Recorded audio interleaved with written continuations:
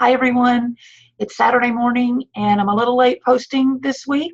I apologize for that. We are obviously all getting ready for fall and things are hopping around here. I do want to let you know that I have gone back and graded the week 3 and week 4 discussions, so you should see those points now. You had so many of the there was a theme throughout those postings of similar questions about the gradebook setup, about using video tools. So I have not responded in line in those discussions. I am going to post into the Q&A forum at the top of the course some specific information about how to do some of that and point you to some of our help desk articles that are out there that may make those setups a little bit easier. I do want to thank you tremendously for your postings about tools that you found, things that you like.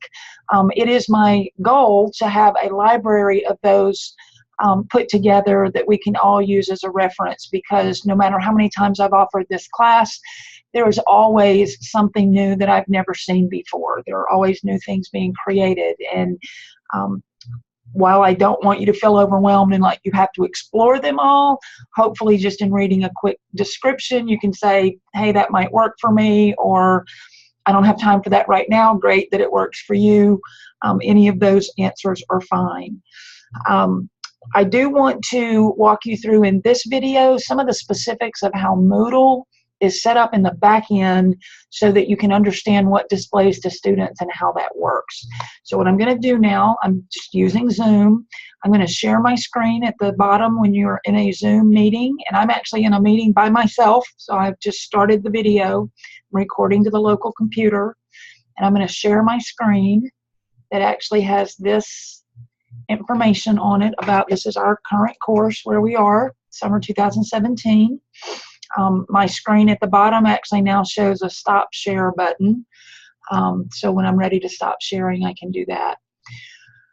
Knowing that Moodle is in its new format, I want to talk about how, because we're on version 3.2, I want to talk about how you see formats and how you do some different things. So right now I have editing turned on. I'm just going to go to the gear button and turn that off. So the screen probably looks a little more like yours as a student. And this button, Kira refers to this as the hamburger button, is the one that hides or shows this big purple box. I find this intrusive. You can leave it out if you like. I prefer to hide it. I can get to stuff that I need through this gear button over here. Whatever works for you is fine. There's always multiple ways to get to the different menus. But one of the important things that I want to cover right now is course format and what that means, and also a little bit about what we include in the course shell. So under the gear button, if you pick Edit Settings, you're going to see the details of how your course is set up by default, right? So it'll have the course name, it'll have what we call the short name. That's kind of how the computer does the breadcrumbs across the top of the screen so that you can know, in reality, it's actually kind of folders embedded down through the system, but you can get to the different information here.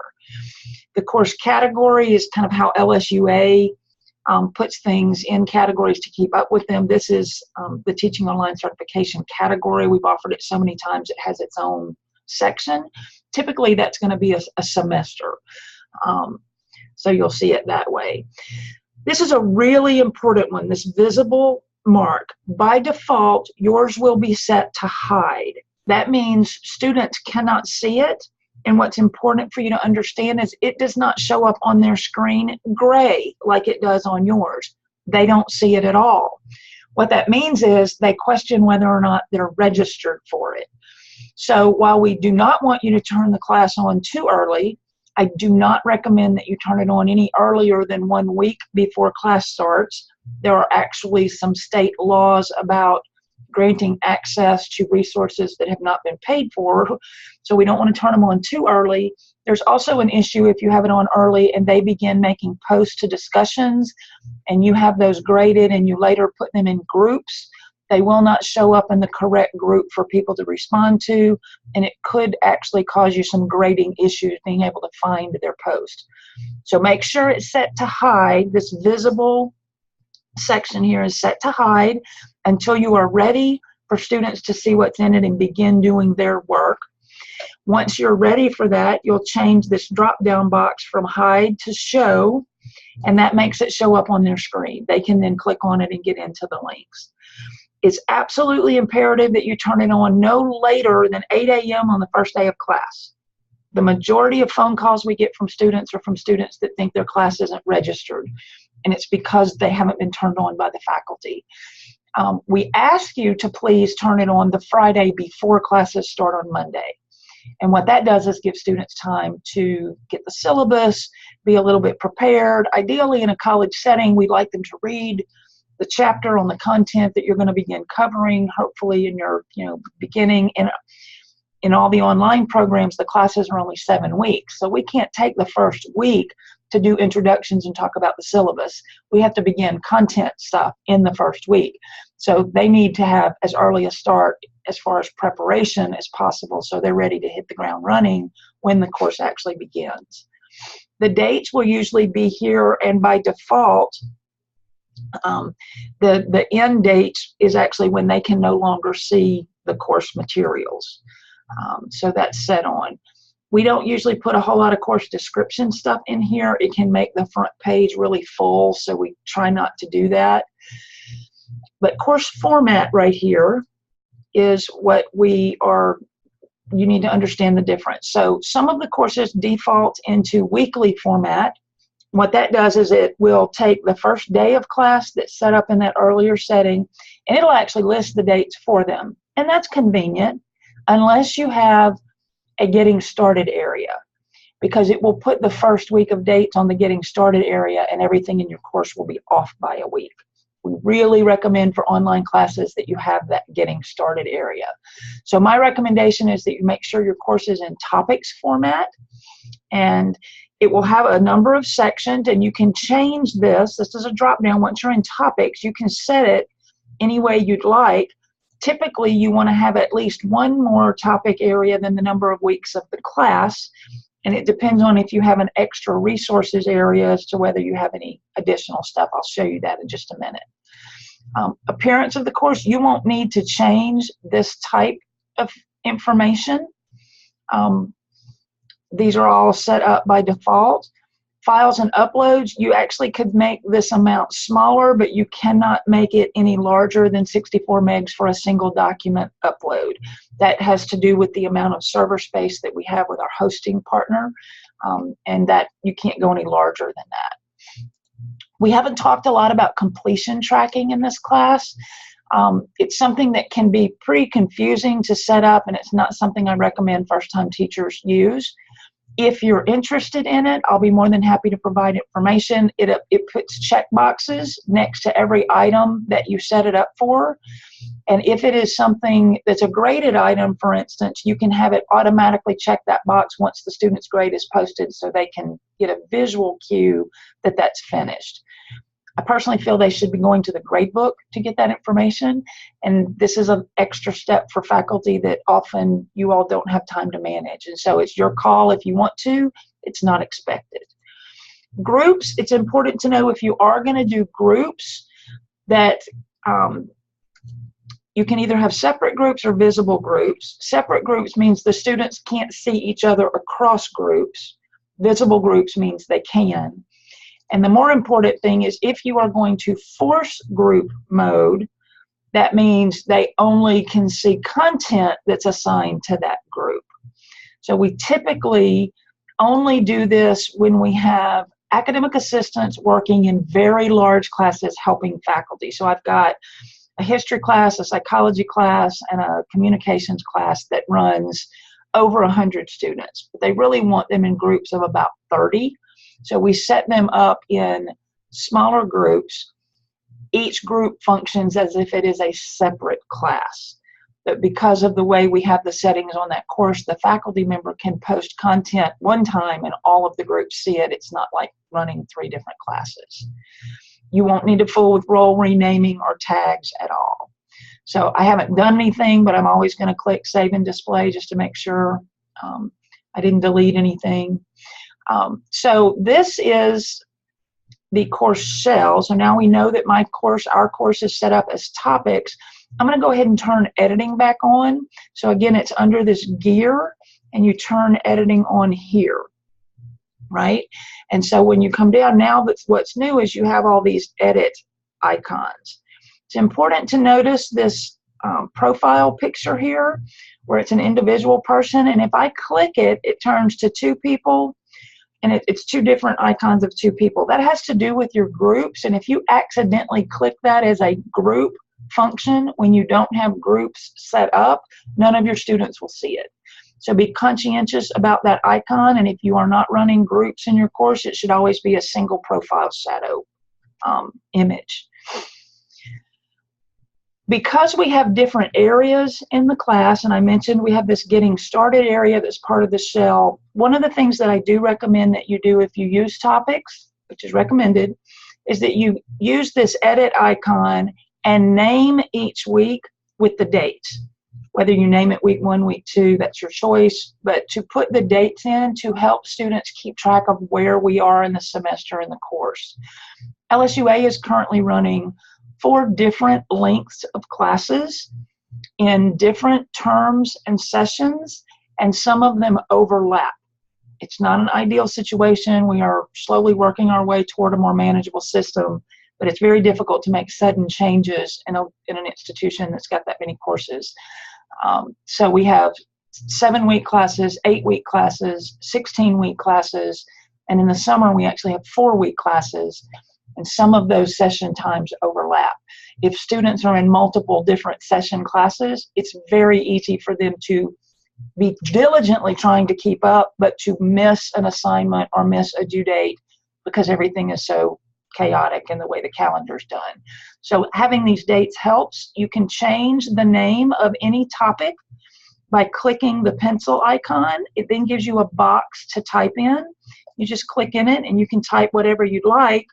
The key is you must hit, it says right here, enter when finished. I can't highlight it because it's a hover button, but you can, it says enter when finished. You must hit the enter key on your keyboard for it to stay, or it will revert back to whatever was there before you click the pencil. So it's really important to know to do that. One of the other things that will happen once you've developed your course, or if you're fortunate enough to have a colleague that's going to share their prior course material with you, you will be able to import content into your course. And so if you develop it the first time, when you offer it next time, you don't have to start from scratch. You import it in and then you make adjustments to whatever's needed. What that does is it leaves your prior stuff intact. You don't have to change it, but it creates a new version and gives you the ability to make whatever modifications are needed. So it's very helpful. It's very quick. Takes about 2 minutes to actually do an import on a course. And that's for a 16-week course. So it goes pretty quick. But what will happen, you will sometimes notice, and I'm just going to scroll down, hope I don't make you too dizzy. I'm going to scroll down. You might get, I've got some hidden materials down here. You might get at the very bottom something called orphaned activities. So if you had a 16-week course and you import it into a 7-week course cell, there's going to be extra stuff at the bottom that doesn't have a place to go. The way you make those blocks show up is right at the very bottom of your edit screen, of your course screen. When you have edit settings on, there's a plus and minus sign. The plus sign will add blocks to the bottom. I now have a topic 10, and I can do it again, and I'll have a topic 11. And the minus sign deletes blocks, so you can take away anything that you don't need. But it's important to know how you can get more space in your class if you need more of these, what they're called blocks. So let me go back up to where we have one. So week 2, there's a little gray line here. This is a block, and everything in week 2 is within that block. And so you can add or remove blocks as you need to have whatever format that you need. Let's see, what else did I need to show you? I talked about hide and show. I have added a new resources link at the very top of our course site. It's called Additional Resources Site for Course Design. We are talking about course design this week. I have an assignment for you, and I actually have a Turn It In assignment for you. I'll talk about in a second. But these resources will take significantly more time. It's not for you to do during this course, but if you want to bookmark it or work your way through it, it actually talks about and is detailed information that other institutions provide as faculty development for their faculty. They've made it available free on the internet. So you are willing, if you are willing, you are able to click on that. You can actually go in and see there's a MOOC, a massive online course called Quality Course Framework is what they call it at the University of Utah. And then Oklahoma State University has one where they have specific information about the ADDIE framework, and there's some references to that in our readings this week. So you'll be able to see that. That's there if you want to. It is not required. I know it is a tough time right now, just from a timing standpoint. So on your assignments this week, you're going to submit your syllabus. You're going to develop your syllabus as best you can. I have included in the Turnitin assignment link, I have included instructions, and I posted it here, of what the LSUA syllabus requirements are, and there's actually a checklist for online courses that you'll see there. But I want you to submit your syllabus to Turnitin. The reason I'm asking you to do this is I'm going to then turn around and comment on your syllabus using the editing tools in Turnitin so you can see some of what's available. They have a pretty robust tool set for you to be able to give feedback to students. I think it's important for you to be aware that's there. Again, some of your discipline areas you may not use this at all. Some of your discipline areas it will work fine for. Turnitin is a plagiarism detection site. One of the things that it will provide is called the originality score. It will identify where things appear to be copied, and it will show you the actual locations they came from. So it will tell you if it's from another student paper that's been submitted to Turnitin, or if it's from a website or something. And they have a very robust library of things that they check against. So we're going to be just exploring that for you to be aware that that tool is out there for you. We're doing the Turnitin thing. As we talk about course design, it's really important that you understand we are talking about transforming face-to-face classes for the online environment, not just transferring what you did in the on-campus classroom, face-to-face classroom to online, because transferring doesn't work. We have lots of research and history and samples and stories of faculty that tried that and it just wasn't effective. So this design element of thinking ahead, if you remember and go back to the resources folder at the top, additional resources, no, that's not it. In the getting started area, there's a resources for designing your course, and we talked about the course map and being able to do that. If you can lay out your course, design it in a way that the objectives drive what content you present, what activities you do, and what assessments you provide, we'll be able to get into a well-designed course. And hopefully some of you will even pursue having your course reviewed by Quality Matters and get the opportunity to carry that logo of this is a quality course. They recommend and they actually prefer that you not submit a course to be reviewed officially by QM until it's been offered at least twice online, because the reality is you're going to edit it. You're going to find things that work for you and find things that didn't work quite the way you wanted to, and we want you to have the opportunity to get the most robust and correct course for your particular course, whatever that objective is. So I will be online and I will see you this week. And if many of you talked about videos, I am going to put some stuff up in the Q&A forum area. If you do not have access to a webcam and would like one, I will do my best to get one to you. I would need you to email me that request and include your mailing address or when you will be on campus so that I can make sure and have one available.